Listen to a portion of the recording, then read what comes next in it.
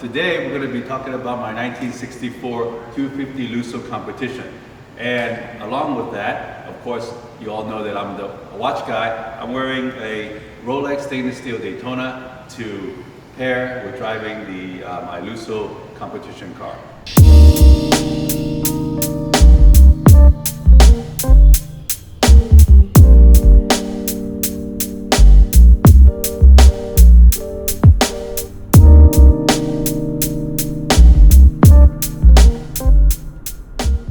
So again, here the 1964 250 Lusso competition. You know, I want to give you a little history about it. The Lusso, which means elegance in Italian, was never meant to be a racing car. It was, again, the last of the series of the 250. You know, they've made the 250 GTOs and 250 short wheelbase and all this. They had a lot of race. This was meant to just be kind of a final finale of the 250. It was a road car, very elegant. I know the famous movie stars that would own it, like Steve McQueen, would have owned it before. C. Colburn and all these different superstars at the time had owned it, and I think the Lusso, a brown one, was one that Steve McQueen owned, and kind of for the longest time that he had many different Ferraris, but that was the one he owned the longest time. But like anything, like Ferrari enthusiasts, if you love Ferrari, you're gonna love racing, because that's what it's all about. Enzo Ferrari was a racer that both Alfa Romeo at Scuderia Ferrari. That was a workshop for racing that he had a long time ago. Prior to, actually in 1947 is when he started the road car company to sell road cars to support his racing. So Scuderia Ferrari actually is 90 years old, whereas Ferrari company is 3 years old now. And if you love Ferrari, you have to love racing, really.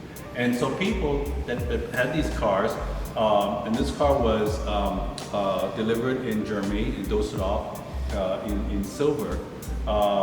People had bought it and owned it, drove it. Eventually it made its way to Netherlands, again, by a lot of famous different people that own it, and we'll have it maybe on the bottom of this video, so you can see maybe the genealogy of it. I think that's always very interesting.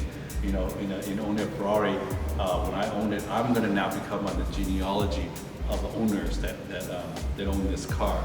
So that's and one day as these cars are passed on, they'll see it, that David Lee had once owned this car. The Lusso was never made into a competition car, as Ferrari would say it's a competition, which is their racing car, from the factory. There was a number of people that took these cars back to Ferrari to upgrade it, to set it up, the engine, to set it up to be 50 more horsepower, like the 250 GTO and 250 short wheelbase, to have a more powerful engine, to set up the radiator to cool better, bigger radiator, that the suspension to be more stiff, that the exhaust to be more do his work better and have a better sound, to have competition racing wheels that are wider and lighter, right? To put on racing seats that were lighter, roll cages in case the car got in an accident. So all these things that make it a competition car. Now, the only thing that it is not is that we never made an alloy body for the Lusso, which was lighter, but it was a steel body. But everything else is, racing parts, period correct for its time. And that's when I bought it, I restored it that way. And we're going to go into the details of those features.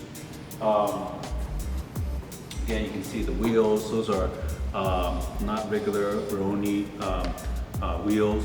They are, lighter alloy ones for racing. Suspension again is more stiff for racing. These seats were widely sold for. There was only one kind. It was just the blue kind. It was like this, that sold for all the different brands of cars that would, race the cars.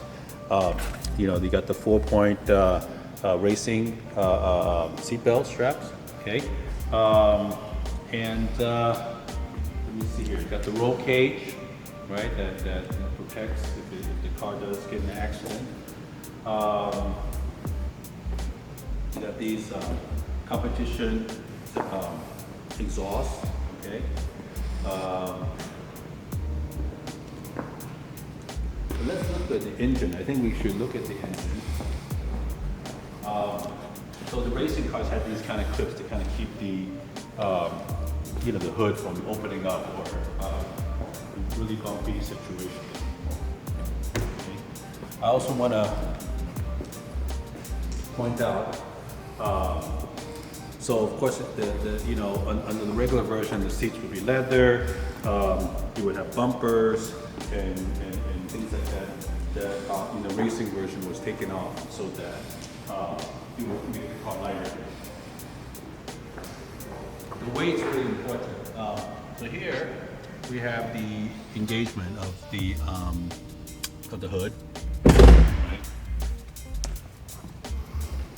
Release. And let's open up the engine. Okay.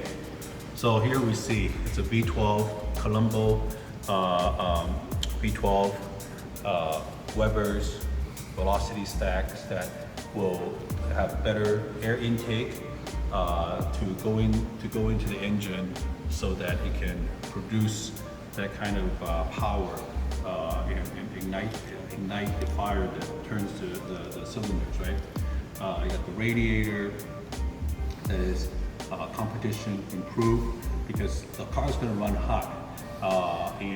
It's easily, I had a regular Lusso, a silver one before, and that car, even regular with heat and everything in Southern California, it would always kind of run on the hotter side. With this car, it's solid. It runs normal because it's built for that. So that's the good thing for having that kind of better radiator. But this is, this is the engine. This is in the front, so it's a front engine V12, and it sounds amazing. It sounds very powerful. Other ones you'll see that we're going to show on the channel.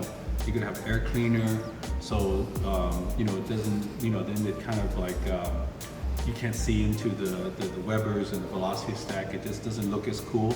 It's functional. It keeps the air clean, the particles, so it doesn't get in there because that could destroy the engine.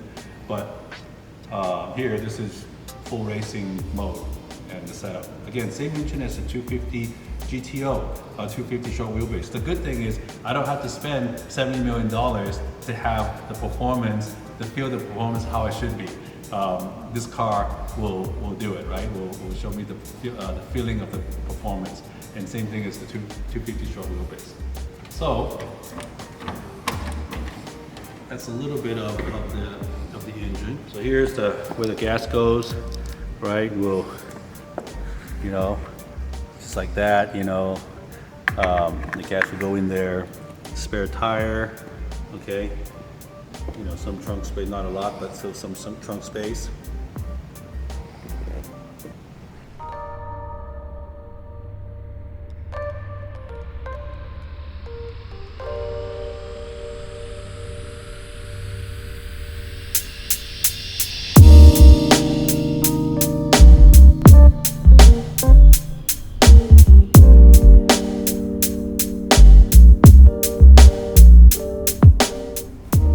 Again, the driving gloves, there's a reason, a lot of people think, do I do it for aesthetics or something like that? And I know it's really popular right now, but actually it's for use because the steering wheel is made of wood. First, if it's parked in the sun, it gets really hot. So when you try to put your hands on it, you get burned.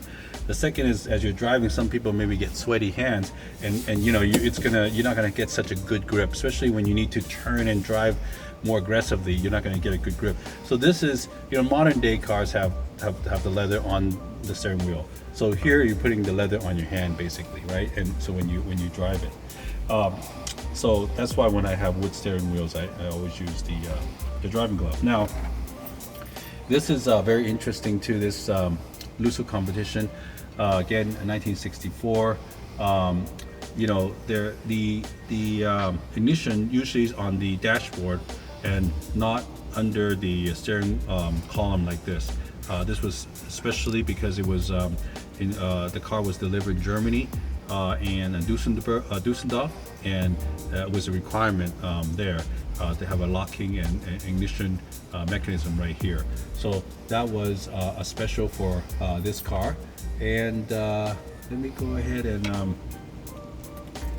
okay, so you can see there's a clutch and a brake and the gas, the accelerator, right?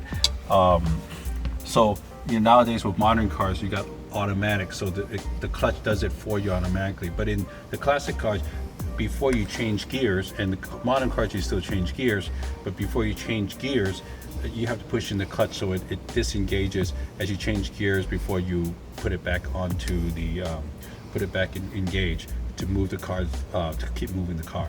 So so you hear that sound? That's the auto flux.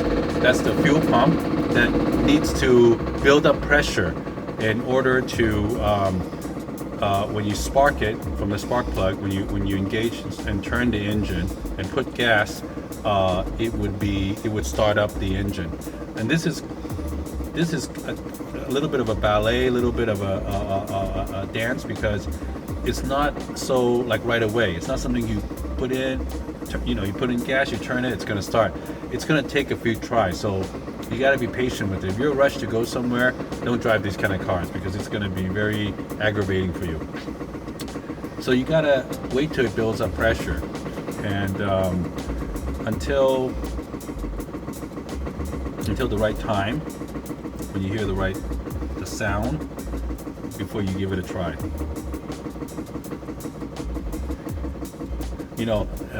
As it's building up pressure, I'll kind of explain here some of what's on here. So this is the speedometer, the miles per hour, the odometer is in there, right? It's not really the most important thing, but that's why it's there. The RPM, which each gear's revolution per minute, the RPM, that's right here. That's more. It seems more important. That's right here. The gauges on these cars are so, you have to watch them so much. Here is the oil pressure, the water temperature, the oil temperature, the gas, and the ampere, basically the electricity that the car will go ahead and recharge its battery. Okay, the alternator. So it shows all that. All these are important gauges to know if your car is running in good health. Okay. All right. So let's go ahead and give it a try. So I'm gonna pump it. It's on neutral. Okay. So there's not in any gear. Parking brake is on. I'm gonna go ahead and pump it twice, and then push in the clutch and start it.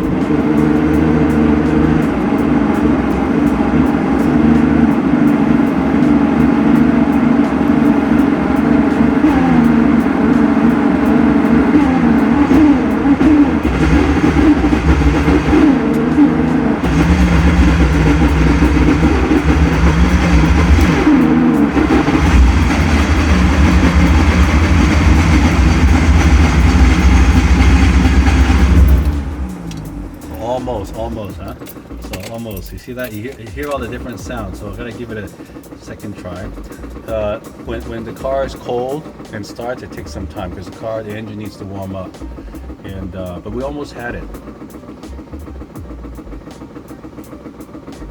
We have to allow the fuel pump to build up the pressure.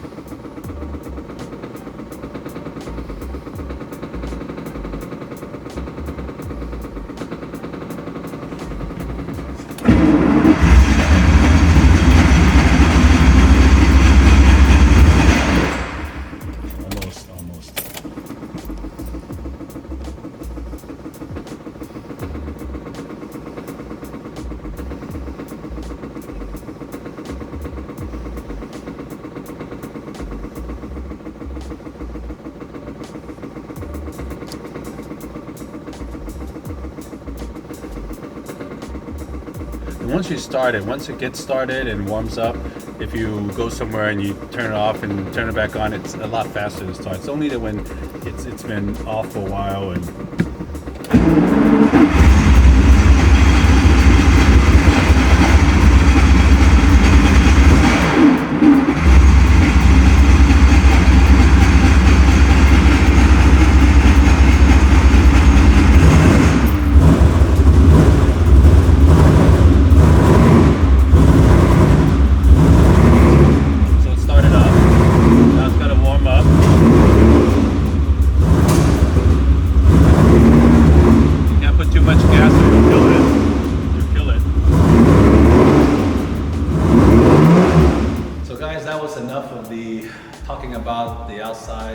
this and that. Let's go and do the fun part, which is driving the car. Okay, so let's get in the car and drive with me, and let's see how it feels. All right, so I'm gonna go ahead and put in the seatbelt. I'm not gonna put in the 4 because we're not on the racing situation. So I'll put on my gloves. A lot of people ask like where I get those gloves. So these are, you know, Ferrari gloves. You can buy them from Ferrari dealership. You know, they have them. I have various different colors. You know, but it says Ferrari. You know, it's Ferrari factory stuff. I like the fingerless because then you can still, you know, do phone stuff or whatever if you have. But it's really just for this part to be able to go onto the wheels. So let's go ahead and start. Now it should start easier because we started it once too. But again, you still gotta wait for it.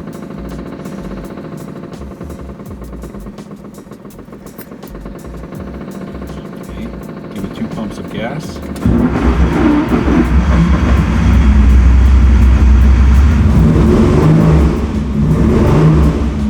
Sometimes that's quite a dance of how to make that, you know, the clutch and then the accelerator and then the turning the ignition.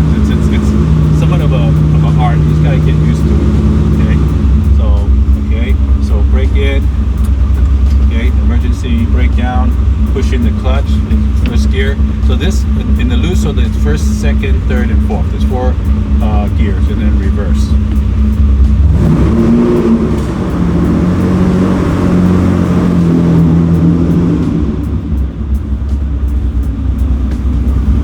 Constantly pushing in the clutch, releasing, acceleration.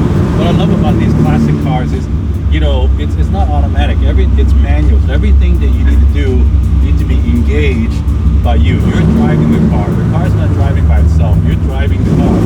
Like here, I have to put more gas. I have to put more gas and re-engage the clutch in order to get it to the right thing, or else it will stall. If you don't do this, if you don't put it in the right timing, the car will stall. So that's why that's important. But certainly, again, I put a neutral, so I take off the clutch. The clutch is not so hard, but it does. If you keep putting it down and without releasing it, it will get tired. So you put it back to first. Okay. Little gas, releasing the clutch. You have to give it a little more. Hear the sound. Then you put a second gear. See, I'm not even looking at the RPM, but I would imagine the RPM is like 4,000 RPM or something. Okay. Second gear, now third gear. So about 4,000 RPM. It's my ear. I hear it.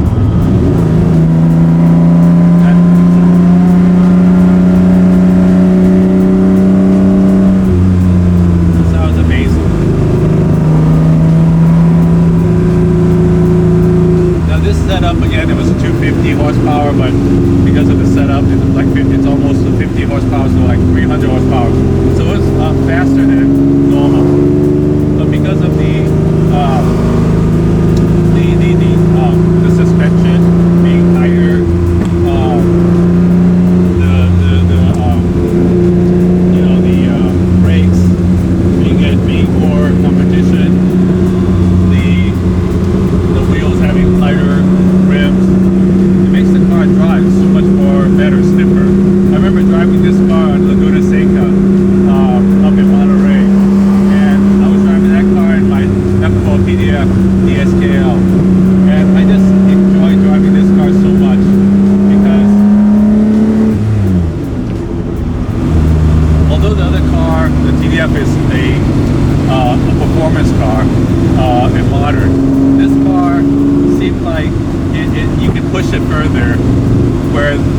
if I could. I was scared to push it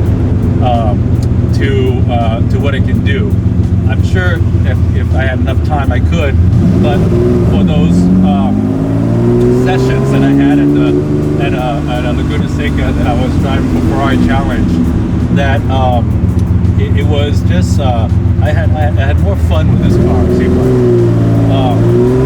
again, there was so much more to do. The techniques with the heel and toe, and the way you change gears, pumping some gas before you change the gears, the heel and toe kind of shifting. That it was it's just more fun. And knowing that you don't have modern technology to save you, that you really need to be a better driver and know how to drive this, and that all these gauges really do tell you something, and it's not just something you can neglect into the condition of the car. It's so cool, so visual. Again, this is 1964 car, so it's like 54 years old.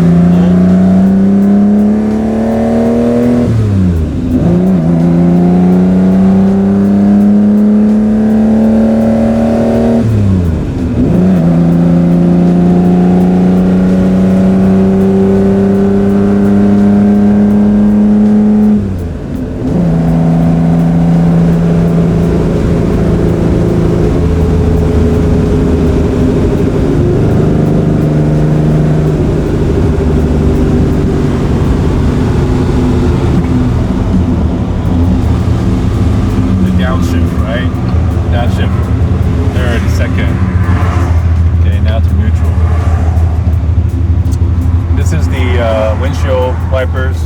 This is the left turn signals, and also the high beam for the headlights. Right, you want to turn on the headlights. This would be turn on the headlights, turn off the headlights. Okay, this is the auto flux. These two are the main things. The others are not as important.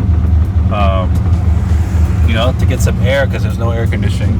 To get some air, this is rolling down the window and putting this over. That's the air. That's how you're gonna get air.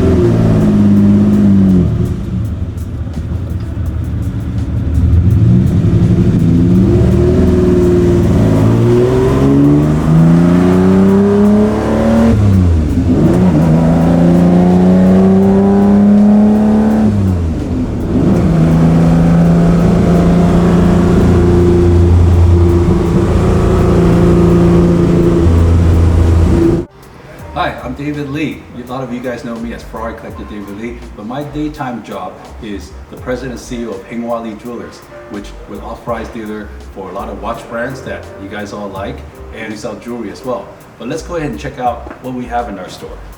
Here we have Rolex. Here we have Cartier, Piaget, which is a very great diamond brand, Panerai, known for its involvement with the Italian Navy. It's quite a popular brand, quite a cult following, and a lot of people love it. The simple and just full military style. So we're glad to be there, authorized dealer as well.